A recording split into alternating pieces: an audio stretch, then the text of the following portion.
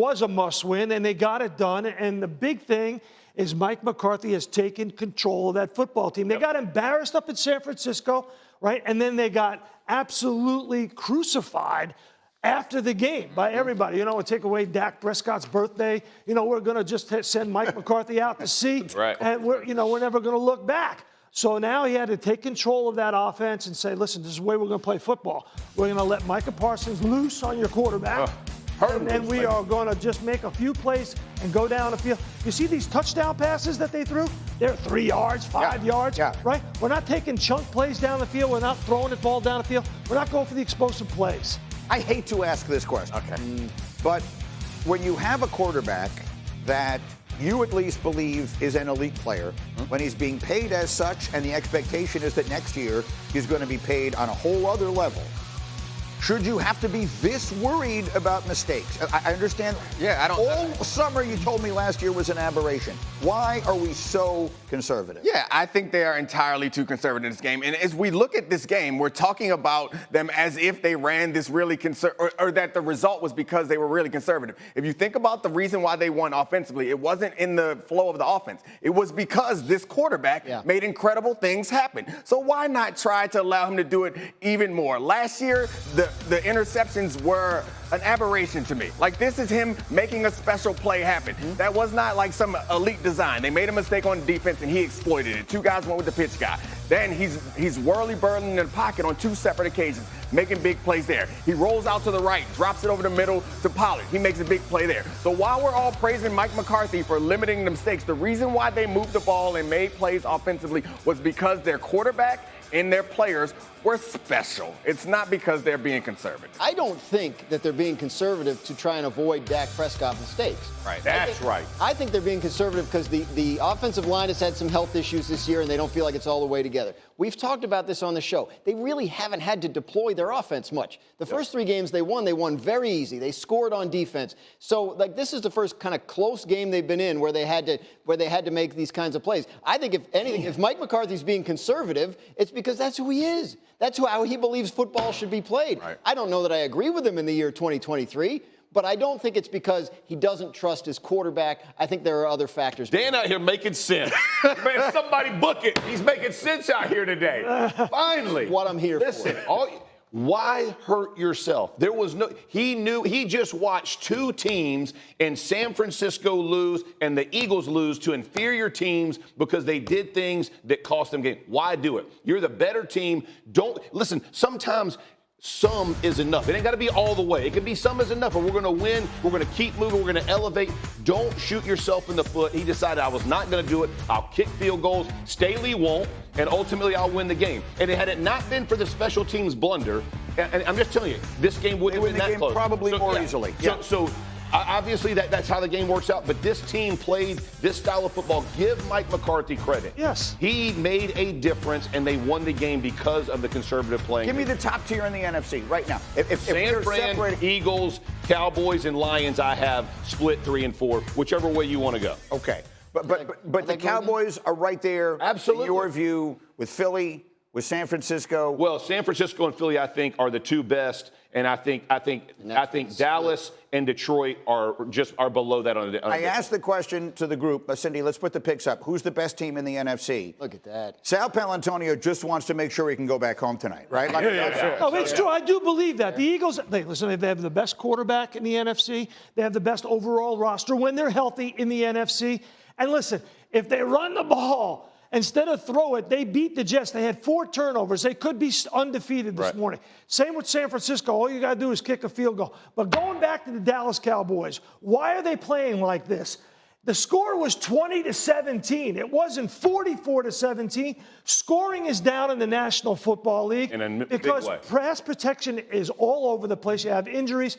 Everybody's rushing the passer. It's a blitzing league. It's a 1-score league. You got to do whatever you. The last 2 Super Bowls were won by 3 points. Are you paying attention to what's going on in the NFL? Yeah. Yeah. So you said you were going to get me mad. Yes. Okay. Here we are. Here we are. All right. Here we are. 36 minutes, and I got Sal mad. Thank you. Okay. So what you're telling me Mission accomplished. That you found it. that they did it. They're doing it right, is what you're telling me. The Cowboys are doing it right. In the current NFL. Yep. Scoring is at a 10. Hembo gave me the numbers. Scoring is at a 10-year low. You're winning 3-point games. It's a one-score league. This is Mike McCarthy recognized. And I sat here all summer, Michael, and what was said on this panel all summer? Well, Dak Prescott turned the ball over last year. Let's see if he's not going to turn the ball over this year. Right. Turning the ball over by Dak Prescott was a big issue last year. That's the reason why they went home. But it hasn't been an issue for the rest of his career. They're doing it wrong. But they had to have a course correction. We're cherry picking conservative events in the game and saying that that's the reason why. We talk about Brandon Staley going for that 4th down and not getting it, not the time when he went on 4th down and got the touchdown. Well, Brandon Staley's a different part of the conversation. If you want to win consistently, you're going to have to be aggressive in the modern NFL. It's just you're not going to be able to conservative your way to a championship. That's not how teams have done it. That's not how any team's going to do it. That's not how the Cowboys are going to do it. Yeah. Maybe now, in certain situations, I accept. You got to get there first, though. Okay, if Mike McCarthy's argument is this was a game to be conservative, I'll accept that. But at some point, you're going to have to be aggressive. Oh, yeah, I still disagree with it. When he lets clock, 30 seconds run off the clock for halftime, that is not how you win at every edge. You want to give your team timeouts. You want to give your team every conceivable edge you can give them, and where you're letting time run off, you're not doing that. Yeah, he still has one of his first half-time outs to use, which I think is kind of nice for them going forward. Okay, Detroit's only loss was in overtime to Seattle, coming off of that very emotional big win over Kansas City.